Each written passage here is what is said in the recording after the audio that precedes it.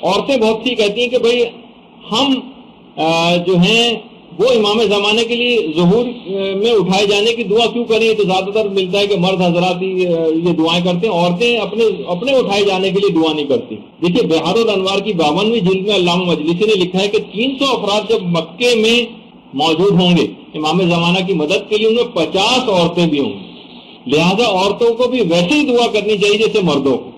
آج آقا نجم الدین طبسی، ان سے ہماری حج پہ ایک درس کے اس میں ملاقات بھی ہوئی تھی، ان کا ایک درس سننے کا موقع بھی ملا تھا۔ یہ خود فرماتے ہیں کہ ظہور سے قبل اور ظہور کے بعد کی جتنی بھی روایت ہیں اس میں دجال کی اکثر پیروکار جو ہیں عورتیں اور یہودی ہوں گے، ان کے مقابلے میں پاک دامن اور عقائد حق کی حفاظت کرنے والی ثابت قدم عورتیں یہ بھی احقاق حق اور ابطال باطل کے لیے باقاعدہ جد و جہد اور تبلیغ کریں گے۔ دیکھیے یہ بڑی اہم بات ہے، یہ ایسا نہیں کہ آپ کو ایسی تربیت کرنی ہے کہ امام زمانے کے سپاہی آپ مہیا کر سکیں۔ یہ جو خاتون آپ کے سامنے ہیں یہ آقا حسن نصر اللہ کی والدہ گرامی، کیسی تربیت کی کہ اتنا بڑا مجاہد انہوں نے جو ہے وہ پیدا کیا۔ اچھا، بعض ناصران خواتین کی جو تعداد ہے وہ تقریباً 7700 یا ایک روایت میں 7800 بھی بیان ہوئی، جو حضرت حجت کی مختلف کاموں میں مدد کریں۔ اور ابن حماد نے جو روایت نقل کی ہیں اس میں تقریباً 1000 مومن مردوں کا ذکر ہے اور اسی طریقے سے عورتوں کا بھی ذکر ہے، اور پیغمبر اسلام کی ایک روایت میں 800 مردوں کا ذکر آیا ہے اور 400 عورتوں کا ذکر آیا ہے، اور شرط اس میں یہ بیان کی گئی کہ یہ افراد جو اٹھائے جائیں گے یہ اس وقت یہ سب سے زیادہ بہتر ہوں گے، گزشتہ لوگوں سے زیادہ صالح تر ہوں گے، یعنی اچھا ہونا، صالح ہونا یہ ایک شرط ہے ظہور امام کے سلسلے۔ اور چھٹے امام نے جو مفضل ابن عمر سے جو روایت بیان کی اس میں 13 عورتوں کا خصوصیت کے ساتھ ذکر کیا، 13 عورتوں کا، 9 عورتوں کے امام نے نام بھی بتائے، 9 عورتوں کے وہ نام میں ابھی تیزی سے گزر رہا ہوں، اس کے بعد ایک ایک نام پہ رک کے تھوڑی سی تفصیل بیان کروں گا، لیکن آج وقت بہت ہی کم رہ گیا۔ اس میں ایک ہے سیانہ معاشطہ، دوسری ہے حبابہ والدیہ، ابھی دوبارہ یہ نام آئیں گے تو اس وقت لکھ لیجیے گا، اس وقت جب میں ڈسکرپشن بیان کروں گا۔ ایک ہے ام خالد جہنیہ، سمیہ، ام ایمن، یہ اٹھائی جائیں گے سب ظہور امام کے وقت، پھر میں ان کی خصوصیات بتاؤں گا، یہ خصوصیات انشاءاللہ آپ پیدا کریں گے تو آپ بھی اٹھائی جائیں گے۔ قنوہ رشید حجری کی بیٹی، زبیدہ خاتون، ام خالد احمسیہ، ام سعید حنفیہ، ام خالد جہنیہ، نصیبہ، اور یہ سب کے سب نام خصائص فاطمیہ نامی کتاب ہے اس کے اندر بھی ذکر ہے۔ البتہ منتخب بصائر الدرجات جو کی کتاب ہے اس کے اندر 2 عورتوں کے نام اور آئے ہیں، وطیرہ اور احبشیہ۔ نماز وطیرہ جو نافلہ بھی ایک نماز ہے، تو وطیرہ اور احبشیہ۔ اچھا، اب اس میں سیانہ معاشطہ، حضرت حسقیل علیہ السلام کی بیوی تھی، فرعون کی بیٹی کی آرائش گر اور بیوٹیشن تھی۔ حضرت حسقیل جو تھے وہ حضرت موسیٰ کے تو موسیٰ پہ ایمان رکھتے تھے، اور فرعون کے چچازاد بھائی تھے، ان کی بیوی تھی۔ اچھا، رسول خدا جس وقت سفر معراج پہ جا رہے تھے اور مکے اور مسجد اقصیٰ کے درمیان سیر ہو رہی تھی، تو درمیان میں اچانک سے پیغمبر اسلام کو زبردست خوشبو آئی جو پیغمبر نے اس سے پہلے نہیں سنی تھی۔ کہا جبریل یہ کیسے خوشبو ہے؟ کہا یہ حضرت حسقیل علیہ السلام کی بیوی جو موسیٰ ابن عمران پر ایمان رکھتی تھی اور اپنے ایمان کو چھپائے ہوئے تھی، ان کی خوشبو ہے، یہ آرائش گھر تھی۔ جبریل نے کہا یہ جب کنگی کر رہی تھی فرعون کی بیٹی کے سر میں، اس وقت ان کے ہاتھ سے کنگھی چھوٹ کے گر پڑی، تو اچانک ان کے منہ سے نکلا بسم اللہ، تو فرعون کی بیٹی چونک گئی، کہا کہ تو نے کیا میرے باپ کی تعریف کی؟ اس نے کہا نہیں، میں نے اس کی تعریف کی جس نے تیرے باپ کو بنایا اور تیرے باپ کو بھی وہی نابود کرے گا۔ اب تو وہ فوراً بھاگی فرعون کے پاس آئی، کہا کہ اس نے یہ تو موسیٰ کے خدا کے اوپر ایمان رکھتی ہے۔ فوراً فرعون نے بلایا، کہا کہ یا تو میری خدائی کا اعتراف کرو۔ اس نے کہا نہیں، میں اعتراف تو نہیں کروں گی، میں تو میرا خدا وہی ہے جو خدا وحدہ لا شریک ہے۔ کہا کہ تندور روشن کیا جائے، تندور کی آگ کو روشن کیا گیا اور اس کے ایک ایک بیٹے کو پکڑ کر آگ کے اندر ڈالا گیا۔ سیانہ معاشطہ کہتے ہیں بیوٹیشن کو، نام سیانہ تھا اس کا۔ بچے جب آگ میں جاتے رہے، یہاں تک کہ جو سب سے چھوٹا اور شیرخوار بچہ تھا وہاں سے کتنا اٹیچ ہوتا، اس کو جب چھین کر پھینکنے لگے تو اس وقت سیانہ معاشطہ ذرا کمزور پڑ گئی، ہلکی پھلکی سی کمزوری اس میں آئی، اور وہ اس کے منہ سے نکلنے والا تھا کہ وہ مجبور ہو کر فرعون کی خدائی کا زبانی اظہار کرے، لیکن اذن خدا سے بچہ بول پڑا کہ اے مادر گرامی آپ کریں، یقیناً آپ حق پر ہیں، یعنی کمزور پڑتا دیکھ کر فوراً کمک کرنا۔ بہرحال وہ بچہ بول پڑا، لیکن اس کے بعد فرعون نے دونوں کو پکڑ کر، سیانہ معاشرہ کو اور ان کے بچے کو، دونوں کو آگ میں ڈال دیا اور ان کا جسم جل کر خاکستر ہو گیا۔ اس کے بعد ان کے خاک کو زمین میں دفن کیا گیا۔ تو بہرحال قیامت تک زمین سے وہ خوشبو اٹھتی رہے گی جو سیانہ معاشرہ کی۔ یہ سیانہ معاشرہ زندہ جاوید ہو کر دنیا میں واپس آئیں گی۔ آپ نے دیکھا کہ ان کی خصوصیت کیا ہے؟ اصول دین، اصول دین کی آبیاری کے لیے، اس کے لیے سیانہ معاشرہ کی خدمات، یعنی عقائد کے لیے استقامت، یہ ان کا پیغام۔ اسی طریقے سے حبابہ والبیہ، شیخ طوسی نے ان کو امام حسن کے اصحاب میں شمار کیا، اور 8 ائمہ کی صحابیہ گزری، اور 8ویں امام نے ان کے انتقال کے بعد اپنے ذاتی لباس میں ان کو دفن کیا۔ انتقال کے وقت حبابہ والبیہ کی عمر 240 سال تھی، اور ان کو معجزے سے 2 دفعہ جوانی عطا ہوئی ہے۔ ایک دفعہ چوتھے امام نے جوانی عطا کی، اس کے بعد 8ویں امام نے کی۔ یہ پتھر ایک لے کر گئی تھی امیر المومنین کے پاس، کہا کہ اس کا میں چاہتی ہوں کہ آپ سے آپ کی امامت کی کوئی دلیل طلب کروں۔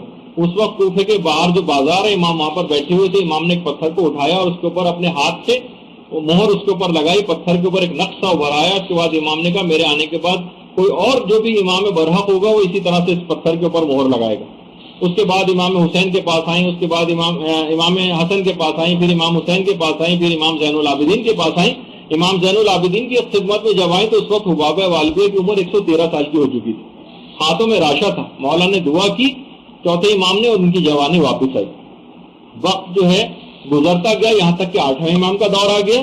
8ویں امام نے بھی دعا کی، ان کی جوانی دوبارہ واپس آئی۔ 8ویں امام کے دعا کرنے کے 9 ماہ کے بعد حبابہ والبیہ کا انتقال ہو گیا۔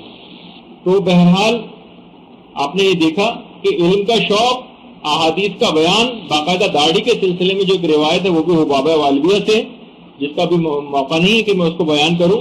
حق کی تلاش اور حق کی جستجو، یہ جو ہے یہ خصوصیات تھیں جو کہ ہم بھی اگر پیدا کر لیں کہ حق بات کو حاصل کریں، حق بات کے علم حاصل کریں، کہاں سے ہم کو احکامات الہی صحیح طور پر مل سکتے ہیں، کہاں سے صحیح عقائد حقہ مل سکتے ہیں۔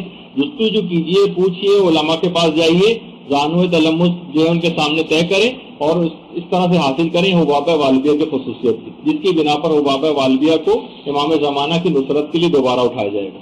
اس کے بعد ام خالد جہانیہ، جب عراق کا حاکم یوسف ابن عمر آیا تھا تو اس نے حضرت زید ابن علی کو کوفے سے بلا کر، آپ کو پتہ ہے کہ شہید کیا تھا، تو ام خالد کے ہاتھوں کو شیعہ ہونے اور حضرت زید کے قیام کی طرف مائل ہونے کے جرم میں ام خالد جہانیہ کے ہاتھ کاٹ دیے گئے تھے۔ ابو بصیر کہتے ہیں میں چھٹے امام کی خدمت میں حاضر تھا کہ ام خالد اپنے کٹے ہوئے ہاتھوں کو لے کر وہاں پر آ گئی۔ معمولی بات، اتنی فصیح و بلیغ اور عالمہ خاتون تھی، اور جو ان کے مناظر اس بات امامت کے ایسے دلائل رکھتی تھی کہ امام صادق نے ابو بصیر سے کہا کہ اے ابو بصیر، ام خالد کی باتیں سننے کے تم خواہش مند ہو؟ انہوں نے کہا جی ہاں مولا، میں بہت خوش ہوں گا۔ ام خالد امام کے قریب گئی، امام کے پاس آ کر باتیں کی۔ ابو بصیر کہتے ہیں میں ان کی فصاحت و بلاغت اور علم کو دیکھ کر حیران رہ گیا۔ یعنی ام خالد جہانیہ علم کے حوالے سے، یعنی خواتین کو بھی پیغام ہے کہ امام زمانے کی نصرت کرنے والی خواتین جو اٹھائی جائیں گی، اس میں تیسری خصوصیت جن خاتون کی ام خالد کی، علم حاصل کر کے، ایسے میں ان کے علم کو دیکھ کر حیران رہ گیا۔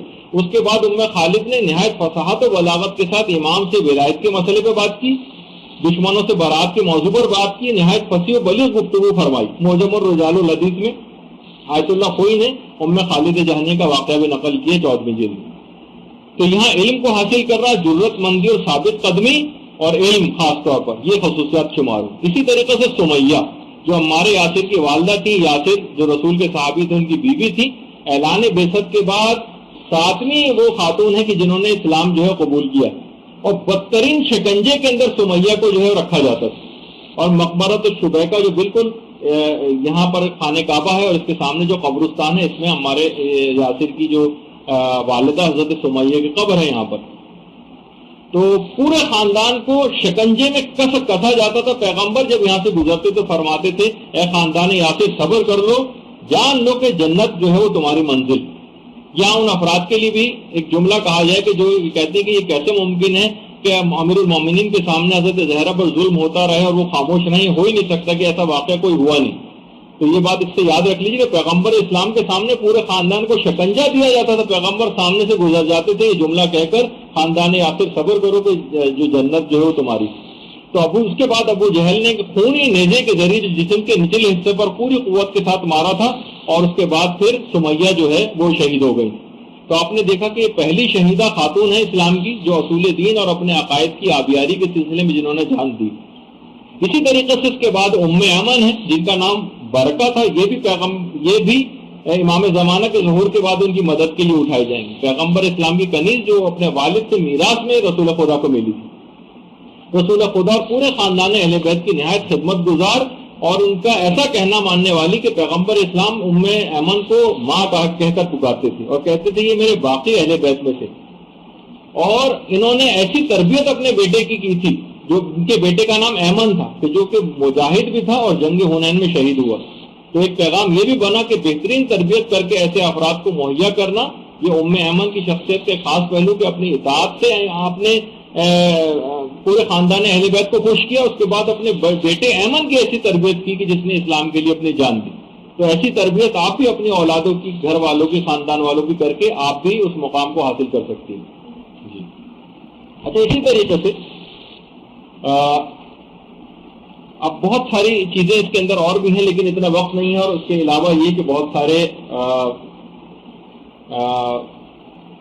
علماء ابھی اور بھی آپ کی خدمت میں آئیں گے، اگرچہ بات مکمل نہیں ہو سکی ہے.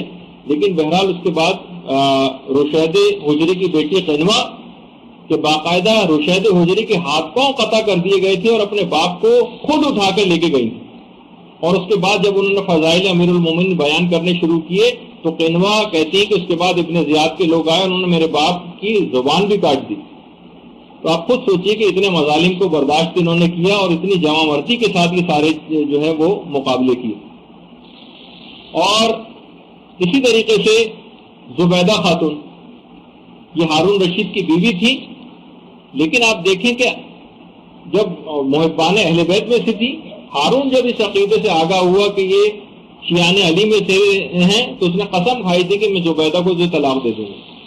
لیکن اپنے اخلاقیات اور چیریٹی اور صدقات اور اخلاق حسانہ سے ایسی متصف تھی اور اسی میں معروف تھی کہ جس وقت مکے میں ایک پانی مشق کی قیمت جو ہے وہ 1 دینار سونے کی ہوا کرتی تھی اور حاجیوں کے لیے جو ہے پانی کا شدید مسئلہ تھا، تو اہل مکہ کو سیراب کیا تھا اور پہاڑوں اور دروں کو کھود کے 10 میل دور سے حرم میں نہر نکال کے لے کر آئی. 100 کنیزیں ایسی زبیدہ خاتون کے پاس تھیں جو کہ ساری کی ساری حافظہ قرآن تھیں اور ہر ایک کا وظیفہ یہ تھا کہ ایک جز قرآن کو اس طرح سے پڑھنے کے اطراف کے گھروں میں تمام رہائشی مکانات تک اس قرآن کی تلاوت کی آواز جائے. ان کی خصوصیت کیا تھی؟ یعنی ظالم بادشاہ کی بیوی تھی لیکن دنیاوی چکا چوند اور زرق برق لباسوں اور زیورات سے متاثر نہیں ہوئی بلکہ ان دنیاوی نعمتوں کو اسلام کی راہ میں خرچ کیا اس لحاظ.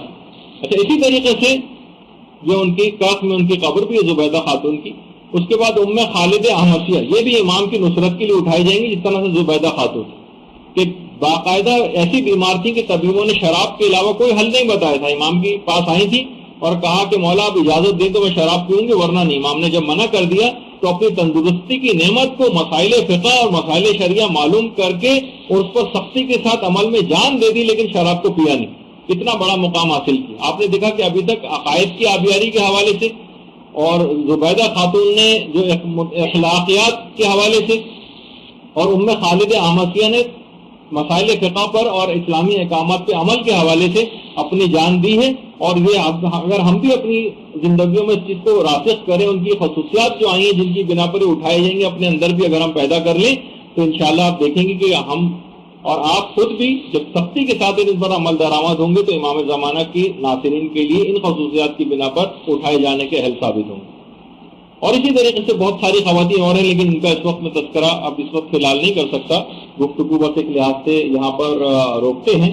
تو یہی ہے، آپ کو بہت اچھا ایک موقع اس سلسلے میں ملے گا. چند خصوصیات خواتین کی اور باقی تھیں لیکن لب و لباب ان کا بھی یہی ہے. تو علوم کے لحاظ سے آپ یہ دیکھ لیں کہ سب سے اہم ترین چیز یہ کہ آپ کو علم حاصل کرنا ہے. خود امام زمانہ علیہ السلام کی جو والدہ گرامی تھی حضرت نرجس خاتون روم کی شہزادی تھی،